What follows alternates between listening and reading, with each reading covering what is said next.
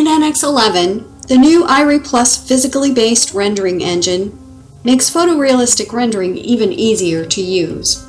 Let's take a look at it by going through an image production workflow. Start by going to the Render tab that opens the Render ribbon, but go directly to the Studio task to do your rendering setup. When you enter the Studio task, the Advanced Studio display is set for you automatically, as is a default scene, this gray studio scene, with image-based lighting and a base plane. A new set of system materials is provided for you based on Iray Plus. Just drag and drop the materials onto your part, or you can also select geometry and then apply the materials. At any point, you can launch Raytrace Studio to see the photorealistic version of your display.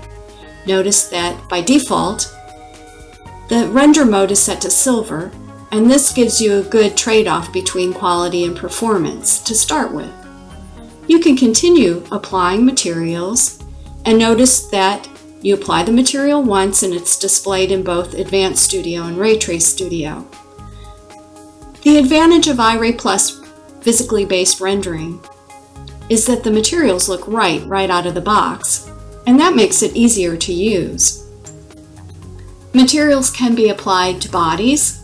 To apply a material to a face, change the selection filter to face, select the face, select the material to apply it. One advantage of using the Studio task is that it provides you with operations specific to rendering setup. One example of this is Select All Objects with this material, available on the Object pop-up. Here, we're swapping the red plastic with the blue plastic. Selected once, but applied to all the objects on which the red plastic had been applied.